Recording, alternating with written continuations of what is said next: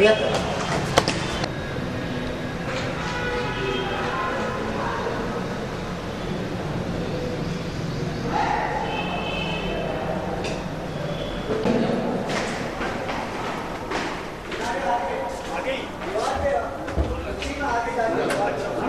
यहाँ लगाओ, यहाँ मैं दे सकता हूँ। कहाँ से? वहाँ से आप दे सकते हैं। कहाँ है चाबी, कहाँ है गाड़ी की? अपने अब वो पास लेके तो गए होंगे ना माला लाने। ये तब तक अपना ले जाके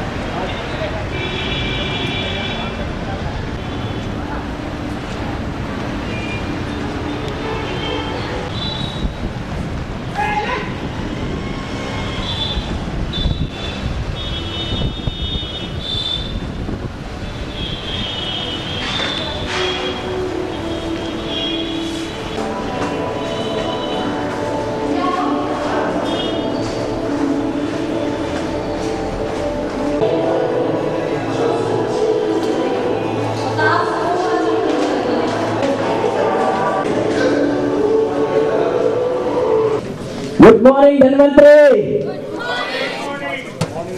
गुड मॉर्निंग के जवाब में मुझे ये मालूम पड़ रहा है कि यहाँ पर बहुत सारे नए लोग बैठे हैं। शायद ऐसे कितने साथी बैठे हैं जो आज पहली बार। चलिए अब मैं चाहूंगा एक बार जोरदार तालियां हो जाए सभी के लिए, प्लीज जोरदार तालियां हो जाए। मेरे साथ रिक्वेस्ट है कि जब भी तालियां बजाने के लिए, और एक श्राप भी मेरे जो आज पहली बार धनवंतरी के इस कॉन्सेप्ट को समझने के लिए आए, जोरदार तालियां हो जाए। Thank you. और एक बार मैं चाहूंगा उनके लिए भी जोरदार तालियां हो जाए जिन्होंने आज आगे कराए हैं। इसलिए कि अभी तक लोग आपको बुलाते थे किसी पार्टी में, किसी ऐसी चीजों में, शादी में, जहां से आप जाते थे और आपको जो भी हुआ खाना पीना खाया, लेकिन कुछ हासिल नहीं होने वाला होता है। लेकिन पहली बार आपको यहाँ पर जिन्होंने इनवाइट किया है, सच्चे दिल से इनवाइट किया है, और इसलिए इनवाइट किया है कि कहीं ना कहीं आज की ये मीटिंग, आज का ये इतना बिजी शेड्यूल आपके लिए, आज आपको यहाँ पर इनवाइट किया है। साथियों, सबसे पहले तो क्षमा चाहेंगे कि हमारा जो कार्यक्रम निर्धारित समय से थोड़ा विलंब से शुरू हुआ, लेकिन ये थोड़ा सा मेंटलिटी बनी गई है कि अगर लोगों को 12:30 का टाइम देते हैं तो वो 1:30 बजे से पहले नहीं आते। कांटेक्ट बनाए रखेंगे तो आपको एक बार भी मिलेगा कि आपको बोरिंग ऐसी हो रही है, बिल्कुल नहीं होने वाला है। तो जो मोबाइल अगर आपका है,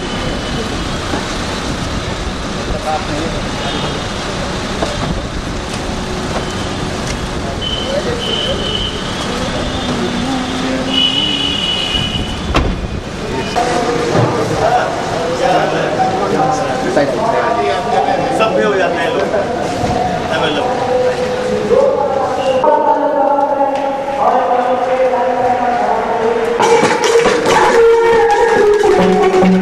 ये वो दिन है जब यूपी में इस पूरे नॉर्थ इंडिया का पहला सेमिनार यहाँ पर आगाज किया जा रहा है। तो 2005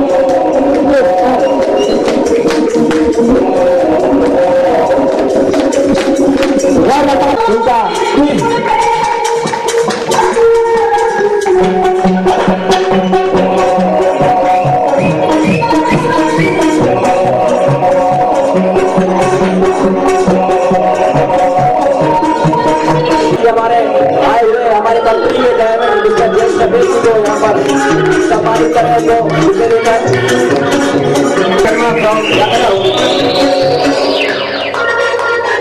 हमारे उन्नाव के उभरते हुए डायमंड मिस्टर शंभू रतन सिंह जी से भी गुजारिश करूंगा कि हमारे आए हुए आज के मुख्य अतिथि को वो बुके देकर उनका सम्मान करें प्लीज।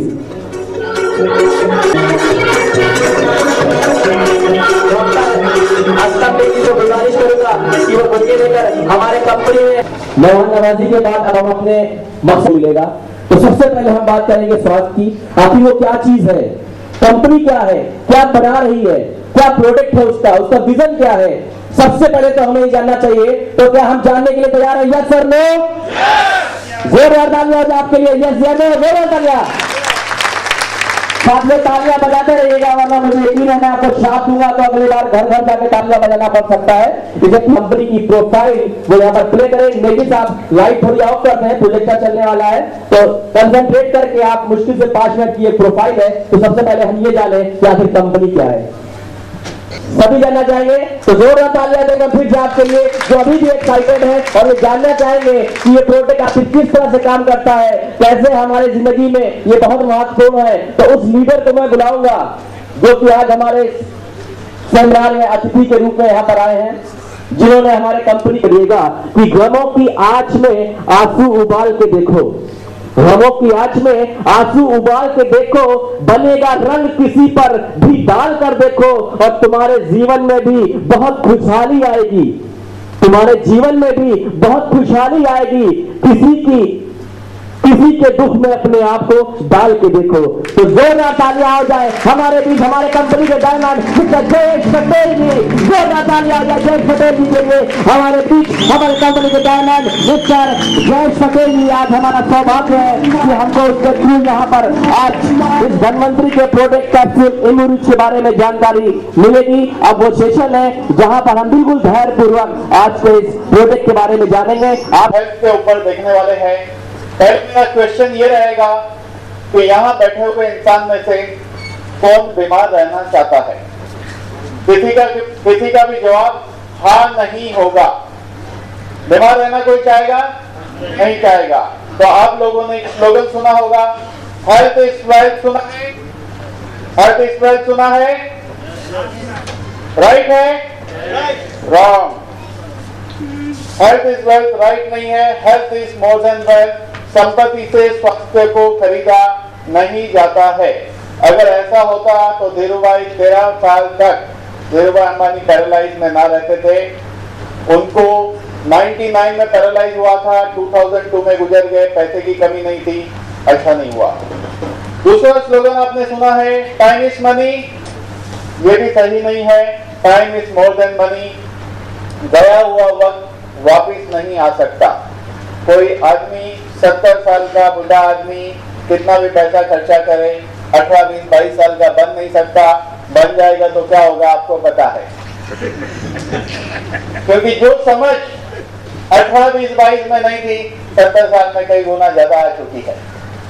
तो ऊपर वाले ने गजब की सिस्टम बनाई है कि शरीर बहुत इंपॉर्टेंट है, हेल्दी रहना बहुत जरूरी है जीवन में। सुखी जीवन उसका कहलाएगा health plus wealth is equal to happiness. सिर्फ हेल्थ है, पैसा नहीं है तो भी नहीं चलेगा। पैसा है और सिर्फ हेल्थ है तो भी नहीं चलेगा। दोनों कंबाइन चाहिए। तो आज हम डिटेल में इस कंसेप्ट को देखेंगे, जिस कंसेप्ट का नाम है नोवेल पेप्टाइड थेरेपी या इम्यूनोमोड्यूलेटर। इस कंसेप्ट को ये कंसेप्ट की जो रिसर्च चल रही थी पिछले 200 साल से रिसर्च चल रही थी कि ह्यूमन बॉडी हेल्दी है तो क्यों है और बीमार है तो क्यों है। ये रिसर्च कंप्लीट हुई 1986 से 2006 के बीच में। इस रिसर्च को हमारे इंडिया के जो है भारत रत्न है डॉक्टर विजय भटकर, इन्होंने भी प्रमोट किया है। धनवंतरी कंपनी के चेयरमैन है डॉक्टर रमेश पाटिल, जिनका अभियान है हेल्दी इंडिया। इस हेल्दी इंडिया अभियान के लिए उन्होंने इस मॉलिक्यूल को 2027 तक पूरे एशिया के लिए मोनोपोली कॉन्ट्रैक्ट साइन किया है, जिसकी वजह से ये प्रोडक्ट आपको धनवंतरी के अलावा पूरे एशिया में किसी भी कंपनी के जरिए 90 में से कोई भी मॉलिक्यूल नहीं मिल सकता है। तो डॉक्टर रमेश पाटिल ने 7000 पेशेंट का क्लिनिकल ट्रायल लेने के बाद इस प्रोडक्ट को मार्केट में लॉन्च किया है। ये 7,000 क्लिनिकल ट्रायल खुद के हॉस्पिटल की नहीं है, जबकि उनकी 2 हॉस्पिटल है, सीटी स्कैन सेंटर है, कैथ लैब है, जहाँ बाईपास वगैरह होता है। ये रिसर्च उन्होंने शिरडी साई बाबा हॉस्पिटल और ग्रुप ऑफ हॉस्पिटल में की हुई है। इस रिसर्च में ये फाइंड आउट हुआ है कि 39 केस के ब्लॉकेज ठीक हो चुके हैं। कई सोरियासिस पेशेंट, अस्थमा पेशेंट, ऐसे अलग अलग बीमारी के पेशेंट पे रिजल्ट आ चुका है और उसके बाद इस प्रोडक्ट को मार्केट में लॉन्च किया गया है। हम देखेंगे कि WHO स्वास्थ्य के बारे में क्या कहता है। WHO ने एक स्वास्थ्य की व्याख्या दी है। अगर हम इसको समझ जाते हैं तो रियली हमारी लाइफ बदल जाएगी। इस डेफिनेशन को बहुत कम डॉक्टर समझ पाए हैं और बहुत कम लोग इसको समझा पाए हैं।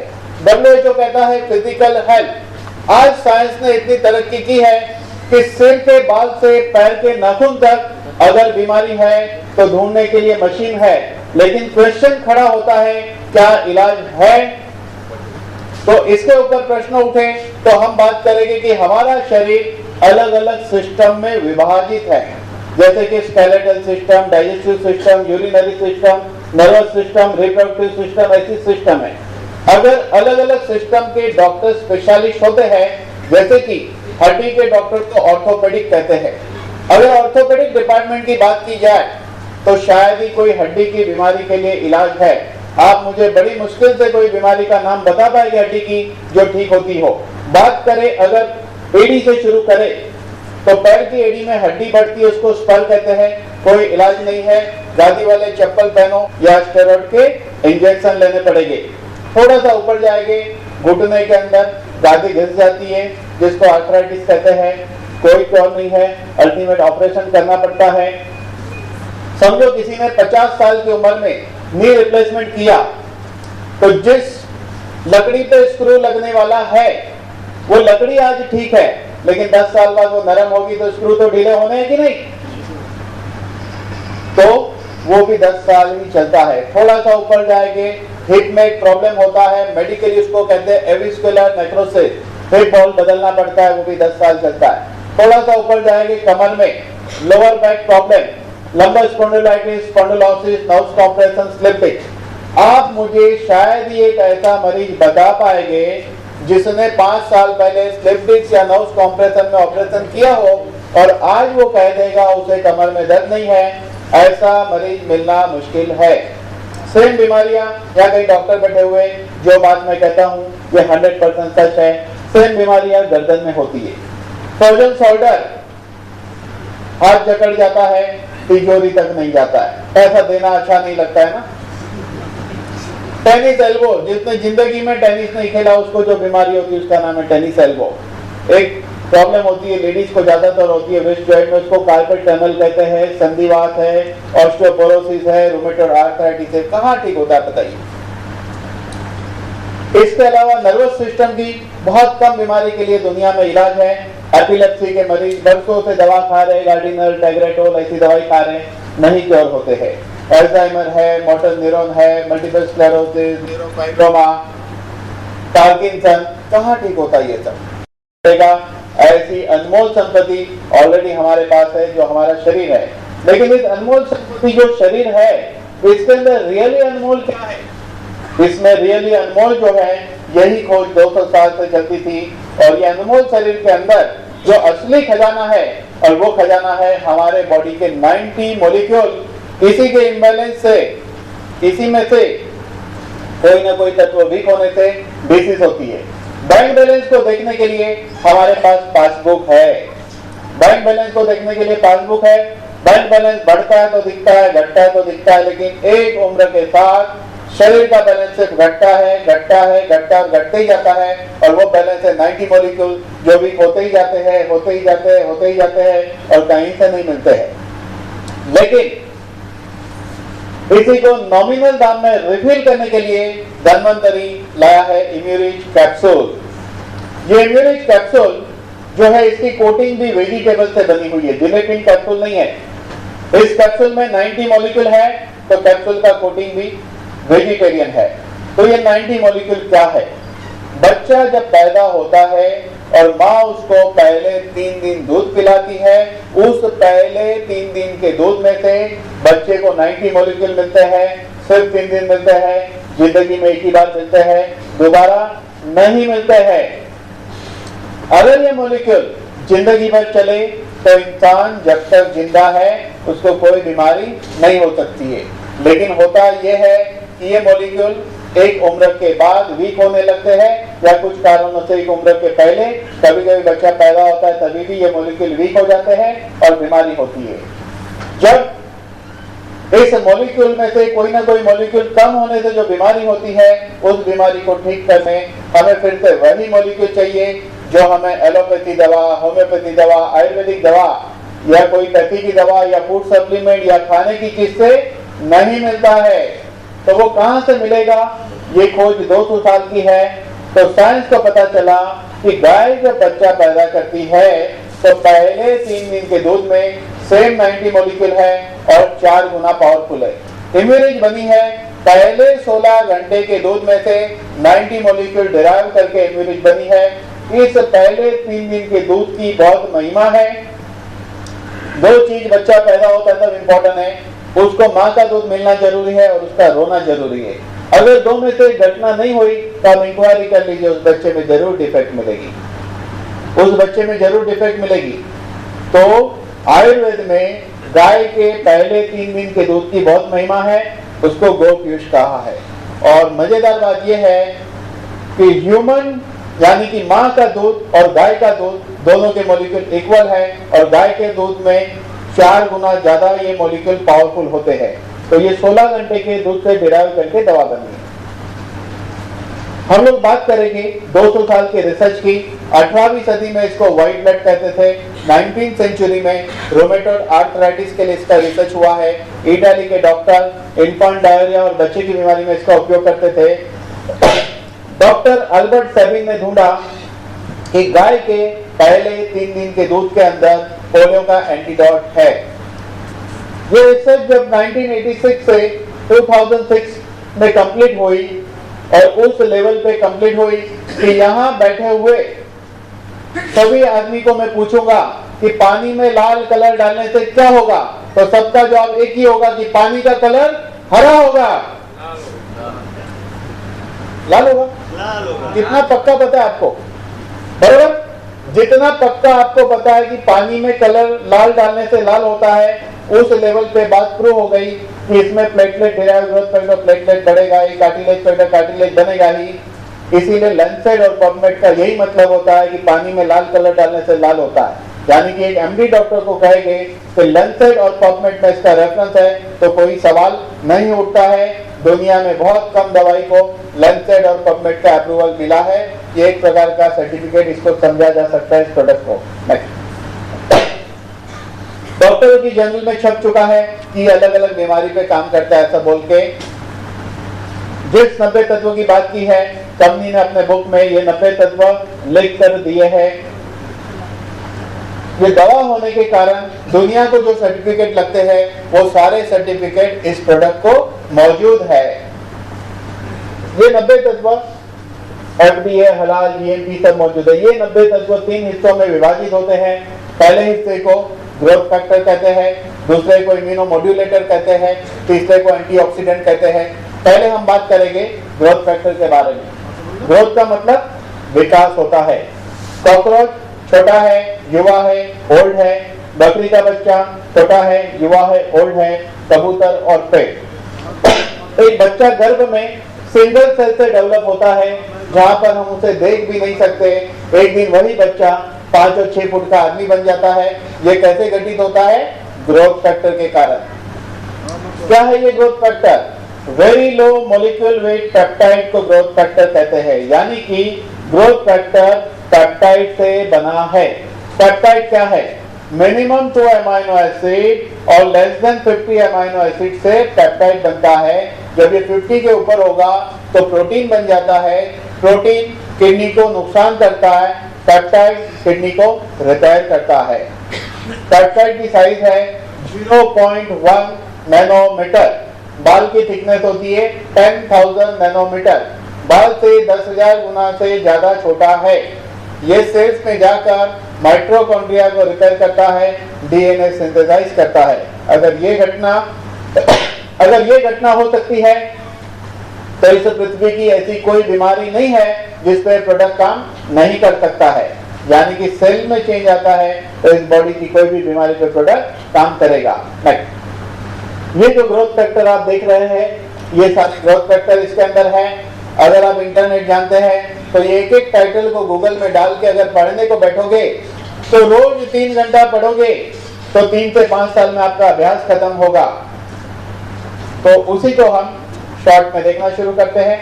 सबसे पहले है एपिडर्मल ग्रोथ फैक्टर, जिसका काम है सेल्स प्रोलिफरेशन। हमारा शरीर सेल्स से बना है, कंटिन्यू सेल्स मरते हैं, पैदा होते हैं, ये घटना चलते रहती है। इस घटना को अच्छी तरह होने देना, ये काम है एपिडर्मल ग्रोथ फैक्टर का। सेल डिफरेंशिएशन यानी कि एक इंसान का घुटने का सेल डिजेनरेट हो रहा है, किसी का किडनी का, ब्रेन का या बॉडी के कोई हिस्से का सेल्स अगर डिजेनरेट हो रहा है तो epidermal growth factor cell proliferation के दौरान ये नक्की करता है किसने क्या बनना है। ये कहता है जाओ आप घुटने के सेल बन जाओ, जरूरत वहां है। ये कहता है जाओ आप ब्रेन सेल बन जाओ, जरूरत वहां है। ये कहता है जाओ किडनी सेल बन जाओ, जरूरत वहां है। जहां जहां जरूरत है उस मुताबिक सेल्स बनते रहेंगे तो शरीर में कोई खराबी नहीं आती है, आप फिट रहोगे और मस्त रहोगे। जब ये घटना नहीं होती है तो शरीर में सारे प्रॉब्लम शुरू हो जाते हैं। एपोप्टोसिस का मतलब है cells program death. Epidermal growth factor cells की लाइफ को बढ़ाता है, इसीलिए इसको एंटी एपोप्टोसिस कहते हैं, जिसके कारण इंसान का आयुष्य बढ़ेगा। आप एग्री नहीं होगे इस बात से, मुझे मालूम है। मैं कहूंगा इंसान का आयुष्य बढ़ेगा, आप एग्री नहीं होगे। आप क्या कहोगे कि आयुष्य तो ऊपर वाले ने लिखा है 70, 80, 90 साल जो भी लिखा है, मैं भी कहता हूं उसने लिखा है, बराबर लिखा है। लेकिन आयुष्य उम्र और दिन के हिसाब से नहीं लिखा है ऊपर वाले ने। हमारे बुजुर्ग लोग क्या कहते थे, जो आदमी बहुत सीरियस है, क्या कहते थे, मिलना है तो जल्दी आ जाइए, आखिरी सांस चल रही है, थोड़े सांस बचे हैं। इसका मतलब क्या है, आयुष्य हमें श्वास के रूप में मिला है, कितनी सांस हम लेंगे ये आपको एक स्टॉक कोटा दिया गया है। तो जब कछुआ 3 से 5 सांस लेने के कारण 300 से 500 साल जीता है, इंसान 15 सांस लेगा तो 100 साल जीता है। जब ये प्रोडक्ट का सेवन करते हैं तो आपके सेलुलर लेवल पे चेंज आता है, तो सेल्स की मैकेनिज्म बदलती है, तो ब्रीदिंग पैटर्न चेंज होती है, और ब्रीदिंग पैटर्न चेंज होने से लाइफ बढ़ती है। हर चीज साइंटिफिकली है। नेक्स्ट, तो इसमें है इसका काम है वुंड हीलिंग करना, ये जख्म को हील करता है। एम्ब्रियोनिक डेवलपमेंट, गर्भ के विकास में ये मदद करता है। जब गर्भ का विकास नहीं होता है तो मिसकैरेज होता है, बच्चे में डिफेक्ट पैदा होता है या प्रीमेच्योर डिलीवरी होती है। इसके लिए कोई दवा नहीं है, लेकिन बेस्ट दवा है फाइब्रोब्लास्ट ग्रोथ फैक्टर, जो सिर्फ आपको इम्यूनिटी में मिलेगा। इसका काम है अगर एक्सीडेंट के अंदर आर्टरी, वेन, नर्व्स अगर डैमेज है, मसल डैमेज है, तो epidermal growth factor variety of cells and tissue बनाकर उसको रिपेयर करता है। जो मरीज केमोथेरापी लेते हैं कैंसर में, केमोथेरापी का काम क्या है कि नॉर्मल सेल्स को ज्यादा मारता है कैंसर सेल्स की बजाय, जिसकी वजह से बॉडी में डैमेज क्रिएट होती है। उस नॉर्मल सेल्स को वापस तुरंत बनाने के लिए epidermal and fibroblast growth factor चाहिए, जो आपको पूरे एशिया में इस इम्यूनिटी के अलावा नहीं मिलेगा। इसका काम है पेशेंट को नुकसान से बचाना। नेक्स्ट, इसके अंदर है इंसुलिन लाइक ग्रोथ फैक्टर 1। 1990 तक ये सोमेटोमेडिन के नाम से जाना जाता था। 1990 के बाद इंसुलिन लाइक ग्रोथ फैक्टर 1 के नाम से जाना जाता है, लेकिन मुझे ये नाम बहुत अच्छा नहीं लगता है, इसलिए मैंने इसका नाम थोड़ा बदला है। शायद साइंस और कुछ बदलेगा तब हम उसको मानेंगे। मैं इसको कहता हूं all in one growth factor, short form में जिसको IGF कहते हैं, इसको कहना चाहिए all in one growth factor. क्यों? क्योंकि हमारे बॉडी का क्रिएटर है, डायरेक्टर है, गॉड है, डिजाइनर है। इसके अंदर वो क्षमता है कि हमारे बॉडी में जो भी डिफेक्ट है उसको वो रीडिजाइन और रिपेयर कर सकता है। ये मसल्स बनाता है, मसल सेल्स बनाता है।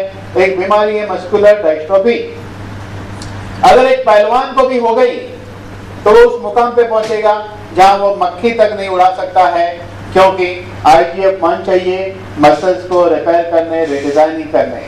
IGF-1 कार्टिलेज बनाता है। क्या है ये कार्टिलेज? हमारे शरीर में 206 हड्डी है। हर हड्डी के बीच जो गादी होती है उसको कार्टिलेज कहते हैं। आज तक साइंस का ये रिकॉर्ड था, कार्टिलेज वापिस नहीं बनता है, वो रिकॉर्ड ब्रेक हो चुका है। IGF-1 कार्टिलेज वापिस बनाता है। इसके अलावा IGF-1 लंग सेल्स वापिस बनाता है। आज तक साइंस का रिकॉर्ड था, लंग सेल्स वापिस नहीं बनता है। ये पैंक्रियास के सेल्स को रीजनरेट करता है। आज तक साइंस का रिकॉर्ड था, रीजनरेट नहीं होता है। आज तक साइंस का रिकॉर्ड था, नर्व सेल्स रीजनरेट नहीं होता है, किडनी सेल्स रीजनरेट नहीं होता है। ये 5 प्रकार के सेल IGF-1 के द्वारा रीजनरेट होते हैं। ये प्रूव हो चुका है दुनिया में रिसर्च के जरिए। इसके अलावा IGF-1 लिवर को स्टिमुलेट करने से लिवर के जरिए एक केमिकल प्रोड्यूस होता है। उस केमिकल का नाम है हेपेरिन। इसका काम है ब्लॉकेज को खोल देना। जब किसी मरीज को अटैक आता है तो डॉक्टर हेपेरिन के इंजेक्शन देते हैं फर्दर क्लॉट न डेवलप होने के लिए, लेकिन वो एग्जिस्टिंग क्लॉट को डिसॉल्व नहीं कर सकता है। लेकिन लिवर के जरिए जो हेपेरिन प्रोड्यूस होगा वो उस ब्लॉकेज को खोल देता है। ये ज्यादा कम बनता है तो हम उसको बौना या जोकर कहते हैं, और ये ज्यादा प्रोड्यूस होगा तो एक महामानव पैदा हो जाता है 7.5-8 फुट का, जैसे कि खली। फादर और मदर को डायबिटीज है तो बच्चे को होने का चांस कितना? 99%। ऐसे कंडीशन में उसको डायबिटीज होने के पहले इस दवाई का एक माइनर डोज दिया जाए तो आने वाले समय में उसको डायबिटीज होने की संभावना खत्म हो जाएगी। नेक्स्ट, इसका मॉलिक्यूलर स्ट्रक्चर और बॉडी का इंसुलिन का मॉलिक्यूलर स्ट्रक्चर बिल्कुल आइडेंटिकल है। हमारे शरीर में ये इंसुलिन जैसा बिहेव करता है और IGF-1 पैंक्रियास को रिपेयर करता है। इस तरह अद्भुत तरीके से डायबिटीज काबू में आता है। हमारे पास एक बेस्ट एग्जांपल है, बॉम्बे में बोरीवली में एक नीलेश शाह नाम का शेयर बाजार का बड़ा बिजनेसमैन है, फेमस आदमी है। उनको 13 साल से शुगर कंट्रोल के लिए इंसुलिन के इंजेक्शन लेने पड़ते थे। उनकी लेफ्ट आंख में एक बीमारी क्या होता है, पल के ऐसे खोल दो 10 सेकंड में गिर जाएगी, शटर डाउन। लेफ्ट आंख में ऐसा होता था। इस दवाई से 3.5 महीने में माइस्थेनिया ग्रेविस ठीक हुआ है, इंसुलिन छूट गया है, डायबिटीज की गोली पे आ गए हैं, प्लस इम्यूरिज चालू है। लास्ट ईयर 2010 में 13 साल बाद उन्होंने पहली बार मैंगो खाई, 2011 में दूसरी बार मैंगो खाएंगे। अद्भुत। ये कैसे हुआ? क्योंकि इम्यूरिज के अंदर IGF-1 और IGF-2 है, जिसकी वजह से ये हुआ। इसके अंदर है nerve growth factor. Nervous system के डॉक्टर को न्यूरोलॉजिस्ट, न्यूरोफिजिशियन, न्यूरोसर्जन कहते हैं। शायद ही कोई नर्वस सिस्टम की बीमारी के लिए प्रॉपर्ली ट्रीटमेंट होती है, जैसे कि Alzheimer, epilepsy, motor neuron, Parkinson, neurofibroma, diabetic neuropathy, ऐसी बहुत बीमारियां हैं। क्योंकि उसकी असली दवा क्या है? Nerve growth factor. दुनिया में 2 तरीके से मिल सकता है। जापानीज साइंटिस्ट ने ह्यूमन ब्लड प्लाज्मा में से ये बनाया है, जिसकी कीमत है 1,89,000, और इस इम्यूरिज में 300 mg की गोली में 11.5% नर्व ग्रोथ फैक्टर है। जितना फायदा इंजेक्शन से होता है उतना फायदा 20 गोली से होता है। इंजेक्शन के लिए सिग्नेचर करना पड़ता है, कुछ केस में उसके रिएक्शन आते हैं। ये बिल्कुल नेचुरल है, no reaction, no side effect, only action. इसकी वजह से हार्मोनल बैलेंस क्रिएट होता है। हार्मोनल बैलेंस क्रिएट होने से इंसान को दीर्घायुष्य की प्राप्ति होती है, मेंटल कैपेसिटी उसकी बढ़ती है। इसके अंदर है platelet derived growth factor. Dengue में या दूसरे फीवर में प्लेटलेट काउंट कम होने से ब्रेन में ब्लीडिंग से डेथ होती है। प्लेटलेट काउंट होने चाहिए 1.5 लाख से 4.5 लाख के बीच में। इस इम्यूरिज में प्लेटलेट डिराइव्ड ग्रोथ फैक्टर है, लेकिन प्लेटलेट के लिए डॉक्टर के पास ऑप्शन है प्लेटलेट चढ़ाने पड़ते हैं। लेकिन यहाँ पर मरीज को 4 गोली 4 बार दीजिए। 5वें दिन प्लेटलेट काउंट 1 लाख क्रॉस कर जाएगा, 8वें 10वें दिन 1.5 लाख क्रॉस कर जाएगा। 1000 पेशेंट पर क्लिनिकल ट्रायल हुआ है। 1000 बार आप खुद ट्रायल लेकर प्रूव कर सकते हैं। और ये प्लेटलेट डिराइव्ड ग्रोथ फैक्टर इस दवाई के अलावा पूरे एशिया में कोई दवाई से नहीं मिलेगा।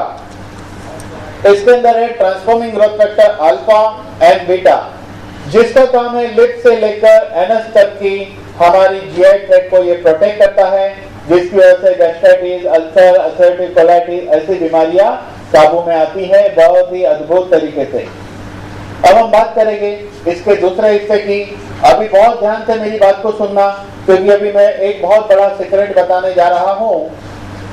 दूसरा हिस्सा है इम्यूनोमोड्यूलेटर। ऊपर वाले ने हमें वायरस के सामने लड़ने के लिए हथियार दिए हैं। इस हथियार का नाम है lymphokine, T cells, antibodies, B cells, killer cells, जो लिखे हुए यहाँ।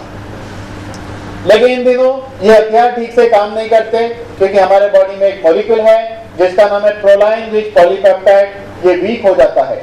इसका काम क्या है? वायरस को पहचानना, स्टॉक में से वेपन निकालना, उसको किल करना, याददाश्त में रखना, दोबारा आया तो फिर से मार देना। इसके अंदर है इंटरफेरॉन। जब फीवर को एक लिमिट क्रॉस करता है तो डॉक्टर इंटरफेरॉन के इंजेक्शन देते हैं। इंटरफेरॉन एंटीवायरल होता है और उस इंजेक्शन की कीमत 80,000 से 1,10,000 होती है। वो इंजेक्शन भी फेल जाएगा अगर बॉडी के अंदर प्रोलाइन रिच पॉलीपेप्टाइड अगर ठीक से काम नहीं कर रहा है तो। इसके अंदर है इम्यूनोग्लोबिन। तो इसमें 3 चीज है, proline rich polypeptide, interferon, immunoglobulin, antiviral, antibacterial, antifungal. इसीलिए इस दवाई ने पूना में, महाराष्ट्र में जब स्वाइन फ्लू हुआ था 17,000 मरीज की जान बचाई है। 12 मीडिया चैनल ने बताया था, उस वक्त टेमीफ्लू की खोज नहीं हुई थी। तो यह इंपॉर्टेंट क्या है? 17,000 मरीज की जान बचना इंपॉर्टेंट नहीं है। उससे इंपॉर्टेंट बात क्या है? इस दवाई ने पूरे हिंदुस्तान में स्वाइन फ्लू को फैलने से बचाया। क्योंकि आपने सुना एक पिक्चर आई थी 2012, उसमें क्या बताया कि नेक्स्ट ईयर सब उलट पलट हो जाएगा। जमीन जमीन नहीं रहेगी, आसमान हो जाएगा, आसमान आसमान नहीं रहेगा, पानी हो जाएगा, आदमी आदमी नहीं रहेगा, हवा में हो जाएगा। है ना ऐसा?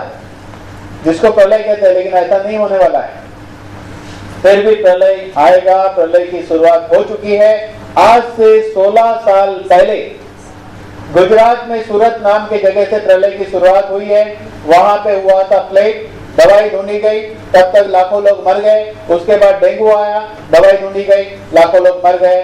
स्वाइन फ्लू की दवाई ढूंढी गई, लेकिन इस दवाई ने काबू में लिया बढ़ने से। इसलिए तो आने वाले वक्त में ऐसा वायरस आएगा कि हम दवाई ढूंढेंगे, तब तक इस पृथ्वी का 50% पॉपुलेशन खत्म हो जाएगा। तो हमें किससे डरना चाहिए? वायरस से। सीधी बात है कि नहीं? यस? नो, हमें वायरस से डरने की बिल्कुल आवश्यकता नहीं है। हमें से, क्योंकि पहले 2012 में वो इंसान फंसेगा जिसकी इम्यून सिस्टम ठीक नहीं है। अगर आपकी इम्यूनिटी ठीक है तो वायरस आपका कुछ बिगाड़ सकता है क्या? बिल्कुल नहीं। तो अगर हमें इम्यूनिटी ठीक रखनी है तो ये 3 मॉलिक्यूल चाहिए जो इम्यूनिटी के अंदर मौजूद है। नेक्स्ट, इसके अंदर है लैक्टोफेरिन। ये बहुत इंपॉर्टेंट मॉलिक्यूल है। अगर कोई एड्स का मरीज है तो उसको अगर 4 गोली 4 बार देते हैं, 5वें दिन उसका एक रिपोर्ट होता है CD4 काउंट। वो रिपोर्ट, उसका जो काउंट है बढ़ जाएगा।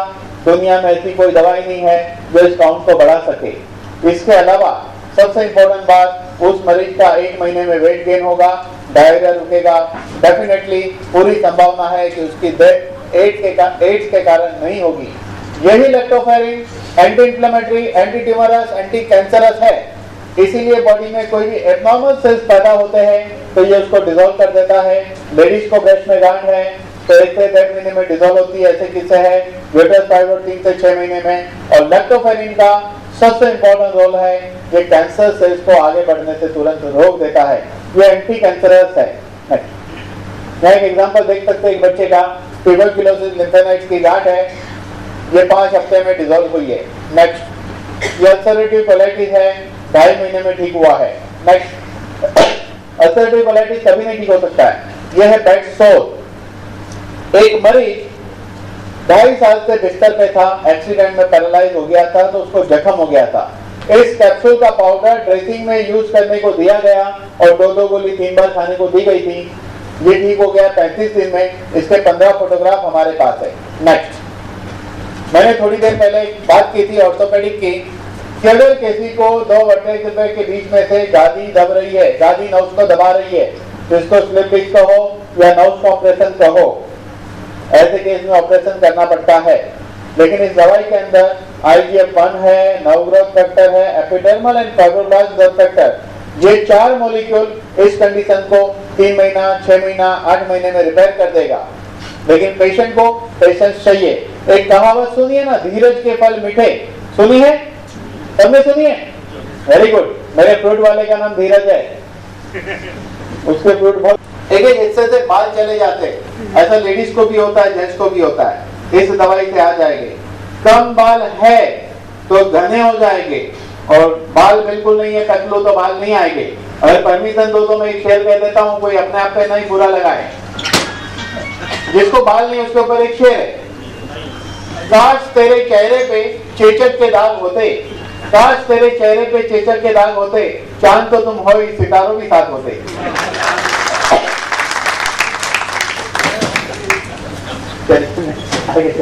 ये अच्छा है। मेनोपॉज स्त्री के जीवन का ये सबसे इंपॉर्टेंट समय होता है, 35 से 45। इस उम्र में हार्मोनल चेंज होता है। हार्मोनल चेंज की वजह से स्त्री का स्वभाव बदल जाता है। कभी गुस्सा आता है, कभी प्यार, कभी पागलपन, कभी ठंडी, कभी गर्मी, कभी भूख लगना, कभी नहीं लगना। आदमी कहता है तू पहले जैसी नहीं रही। लड़ाई झगड़े शुरू होते शहरों में, और इसी उम्र में डिवोर्स होते हैं। इस दवाई से हार्मोनल बैलेंस क्रिएट होगा। डिवोर्स की किससे बचेंगे? आप काले कोट वालों से बचोगे। बहुत अच्छी बात है ये। ओल्ड एज, ओल्ड एज की कॉमन कंप्लेंट है थकान, वीकनेस, कमजोरी, खाना नहीं पचना, इंडाइजेशन। लेकिन ओल्ड एज की सबसे बड़ी कंप्लेंट क्या है? याद नहीं रहना।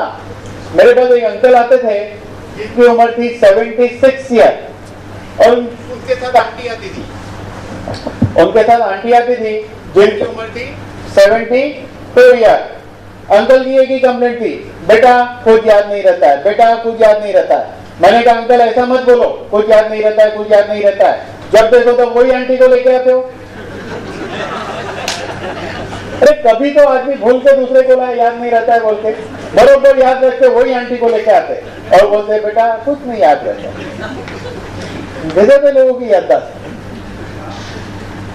होता है स्पोर्ट्समैन हूँ, इसलिए मैं भी अपना स्टेमिना मेंटेन करने लेता हूँ, क्योंकि जिस तरह मैं बोलता हूँ कभी कभी दिन भर 10 घंटा 8 घंटा भी स्पीच देते हैं। लोगों ने देखा है, पता है। मैं किसी को पहलवान बनना है तो ग्रोथ फैक्टर चाहिए। सिरोसिस ऑफ लिवर है, जहाँ लिवर 90-95% खराब हो चुका है। IGF-1 नाम का मॉलिक्यूल इम्यूरिज के अंदर है, जिसका काम है लिवर को रीडिजाइनिंग करना। हमारे पास 70+ के मरीज का एग्जाम्पल है, यहाँ डॉक्टर हाथ ऊपर कर चुके थे, आज वो मरीज एकदम ठीक है। हैदराबाद में मरीज है वो, रूट कैनाल फ्यूज हो जाएगा और दांत अच्छे हैं तो कभी खराब नहीं होंगे। कैटरेक्ट के ऑपरेशन के दौरान ये लिया जाए तो जिस हीलिंग को 100 महीना लगता है वो हीलिंग से 5 दिन में होगा। इसलिए 5 दिन में होगा कि हीलिंग के लिए चाहिए, फ्यूज करने के लिए चाहिए epidermal and fibroblast growth factor, जो इस इम्यूनिट के अलावा पूरे एशिया में आपको कहीं से नहीं मिलेगा। और मैं आपको और एक चीज बताना चाहूंगा कि किसी का कोई भी किस्म का ऑपरेशन होने वाला है तो ऑपरेशन के पहले दवाई शुरू करनी चाहिए, ऑपरेशन के दौरान और बाद भी, क्योंकि जो फ्यूज होना है, जुड़ना है, उस जुड़ने के लिए epidermal and fibroblast growth factor चाहिए। तो नए सेल्स पैदा होकर फ्यूज बराबर होता है, जॉइनिंग बराबर होगी। जैसे कि बाईपास हो या हर्निया हो या कोई भी हो, हीलिंग के लिए यह आवश्यक है। उम्र बढ़ने की प्रक्रिया में हर इंसान ने एक दिन वृद्ध होना है, बुढ़ा होना है। यहाँ आप देख सकते हो, दुनिया का रिसर्च कहता है ग्रोथ फैक्टर एंड पेप्टाइड दुनिया का सबसे पावरफुल एंटी एजिंग सीक्रेट है। यहाँ देखोगे फोटो में आखिरी स्टेज पे एक लकड़ी वाले दादाजी है, देख रहे हो? तो आज से निर्णय लेके इसका सेवन करके तीसरे या चौथे लेवल पे रह के स्मार्ट बुढ़ा बनना है या लकड़ी वाले दादाजी, ये निर्णय आज लेना पड़ेगा, क्योंकि कल तो लकड़ी हाथ में होगी। उसको ये न्यूट्रलाइज करता है कई प्रकार के मिनरल्स और विटामिन से। ये किसको खाना चाहिए? यहाँ बैठे हुए सभी इंसान ने ये खाना चाहिए। इसका मैं आंसर बाद में और एक आंसर देने वाला हूँ जब मैं वापिस से बोलने के लिए आऊंगा तब। ये 122 करोड़ के पॉपुलेशन में हर इंसान ने खाना चाहिए, क्योंकि जब हम पैदा हुए थे तब माँ के दूध से 90 तत्व मिले थे, रोज मिलते रहे, जिंदगी के आखिरी सांस तक मिलते रहे। तो जिंदगी कैसी होगी? जीने जैसी होगी, क्योंकि उस जीवन में वाजपेयी जी जैसे घुटने खराब नहीं है, वीरूभाई जैसी पैरालाइज की अवस्था नहीं रहेगी, स्पाइनल कॉर्ड खराब नहीं है, ब्रेन ठीक से काम करता है, वही आंटी को लेके आने का कोई प्रॉब्लम नहीं है। बराबर। इसका डोज क्या है? 5.5 महीने के अंदर के बच्चे को आधी गोली, 5.5 से 4 साल के लिए 1 गोली, 4 से 12 साल के लिए 1 गोली 2 बार, 12 साल के ऊपर 1 गोली 3 बार। ये डोज हेल्दी लोगों को हेल्दी रहने के लिए है, बीमार आदमी को इससे डबल, कुछ बीमारी में 3 या 4 गुना डोज लेना होता है।